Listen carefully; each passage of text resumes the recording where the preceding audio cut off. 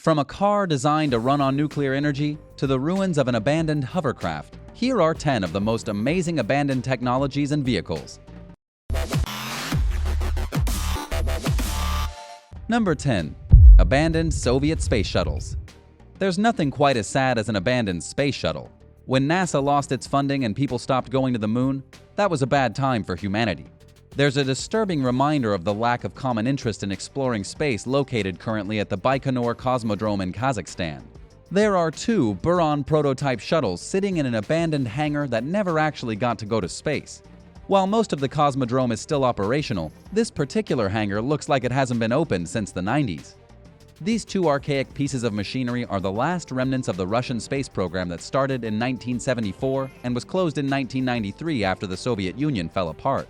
And rather than putting the space shuttles in a museum or something, they're just sitting in a massive, decrepit hangar collecting dust and bird poop. One of the shuttles was meant to be an operational prototype, while the other was a test mock-up. Neither shuttle was ever completed. You can see from the photos that the scaffolding and work equipment is still flanking the shuttles, as if everyone went home one day and just never bothered to go back and finish the job. Number 9. The Ford Nucleon. Perhaps the most interesting abandoned piece of technology when it comes to cars is the Ford Nucleon from 1958. Just like the name of the car suggests, this vehicle was supposed to be powered by nuclear energy. This was almost 30 years before the disaster at Chernobyl, when designers at Ford figured that they could make a totally safe car with a nuclear reactor sitting in the trunk. At the time, it seemed like a perfectly rational thing to do. Of course, this was in the optimistic 50s when everyone thought we would be living on the moon in 30 years. This was a time when people thought that nuclear energy would abolish oil altogether. Unfortunately, Ford never actually made a working version of the Nucleon, and that's a real bummer. The concept was that you would have fueled it using uranium pellets. How exactly you would have purchased your uranium pellets is beyond logic. They can't exactly sell uranium at gas stations. However, this vehicle is a real blast in nostalgia. It was a great concept, but it just wasn't something that made sense on a massive scale. And so the project was inevitably abandoned and forgotten. Number 8. Soviet Magnetic Train. In the 1980s, at the height of the USSR, they had 15 republics that spanned across a massive amount of land. As you can probably imagine, getting around in the Soviet Union from one place to another was not the easiest thing to do. So, a company called Maglev Trains stepped up with the Wagon TA-5 train to try and fix the problem. It was the very first magnetic levitation train of its kind to be used in the USSR. The first model built could only fit a few dozen people, but larger models would have been used as shuttle pods to bring people from one republic to another inside the Soviet Union.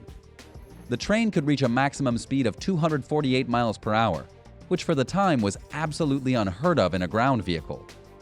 Unfortunately, the train never really took off. Maybe that was because it looked like kind of a spaceship. But more likely, it was just because the project was way too expensive and the Soviet Union was already collapsing by the time the first prototype was made. However, it's safe to say that if the Soviet Union had not crumbled and funding for the trains had been in abundance, there might be a vast train system stretching all across Russia, East Europe, and even Central Asia. Number 7. 1960 Bearish XPAC 400. The 1960 Bearish XPAC 400 is another one of those vehicles from a bygone age. This thing is cool. In fact, it's so cool that if there were one available at my local dealership, I'd probably buy it. The car was developed as a vehicle of the future. It came right around the time when flying cars were an idea and when hovercrafts began to be tested on both land and sea. But the Bearish XPAC 400 wasn't designed by Ford or any big-name company. It was put together by a humble car maker from California. He designed a car that looked like it could fly to the moon. It was straight out of the Jetsons. And yes, it really did fly. Of course, it didn't fly very high off the ground. It only levitated using 2 20-inch aluminum fans, and it couldn't fly with a person in it. When it was unveiled at the New York Auto Show, a department store dummy had to sit in the pilot seat while somebody else ran the vehicle using a remote control.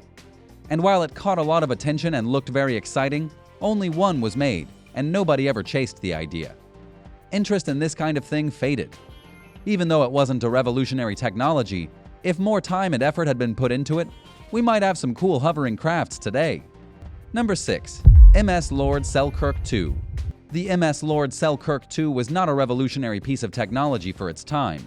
It wasn't even really that spectacular. but it is now a very cool abandoned cruise ship. In its heyday, the Lord Selkirk had been a passenger cruise ship that sailed along the Red River and Lake Winnipeg. It even hosted Queen Elizabeth II. However, it didn't last very long.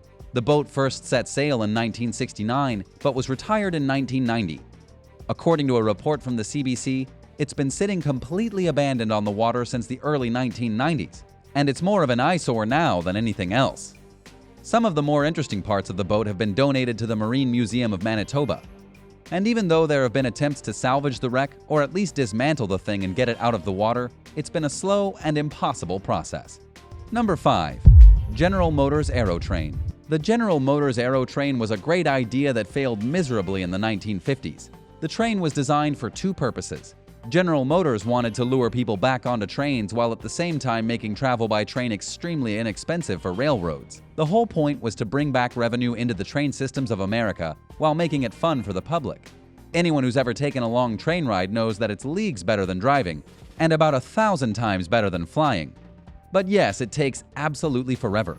There were some great designs that came about for the Aerotrain, but the issue was that because General Motors created such a lightweight concept, the train was ridiculously uncomfortable to sit in. It was a rough ride, way too slow, and not much fun for anyone. The train was a massive failure, and not a single railroad ordered a set of trains from General Motors. The test models were eventually purchased by the Rock Island, where they were used in commuter service until 1966. Number 4. Caspian Sea Monster. The Caspian Sea Monster looks like nothing you've ever seen before. It's actually a Lund classic chronoplan from the Soviet era, but it looks like something from a weird steampunk movie where the world was covered completely with water and all the land was gone. You're probably wondering whether this thing is a plane or a boat. The answer is that it's a bit of both. Back when it actually functioned, the Caspian Sea Monster flew over the water by skimming across the surface of the waves about 12 to 24 feet in the air. But it only worked on the water. Imagine an aircraft of this size skimming 25 feet across a rural area. It would take out all the houses. In any case, the chronoplan isn't a boat, a plane, or a hovercraft. It's something altogether strange, which is probably the reason nobody uses them anymore. They were in the service of the Russian Navy, only for around 10 years, give or take a few years. Now, the final chronoplan has been towed from where it sat abandoned at the edge of the Caspian Sea for the last 30 years and is being put into a Russian museum. Number 3. The Turbine Car. Have you ever wondered why they don't make cars jet-powered? Maybe this isn't something everyone thinks about, but Chrysler did back in the 1950s. This was around the same time as the failed nuclear-powered car from Ford, except that Chrysler actually built the car from the top to the bottom. This is because some people believed that jet engines were the future of automobiles. While many different companies tried to master the jet-powered car, nobody could do it. Chrysler made the turbine, as they called it, in 1963, after nearly 20 years of jet science and tests. But it just didn't turn out to be very popular. Nonetheless, Chrysler continued working on the technology all the way until 1979, when they finished developing a turbine-powered New Yorker. It was due to release in 1981 as a mass-produced vehicle that anyone could walk into a dealership and buy. However, because of financial issues, the project was terminated and the technology was abandoned. Number 2. Abandoned Atlas Hovercraft. Companies have been trying to build a hovercraft for years. And guess what? It's not gonna happen. As recently as 2005, a company named Atlas Hovercraft Incorporated tried to build their very own hovercraft that they had hoped would be commercially available to transport people across any waterway. The company exploded onto the scene, making all kinds of promises about designs and availability and pricing. Then they just kind of disappeared.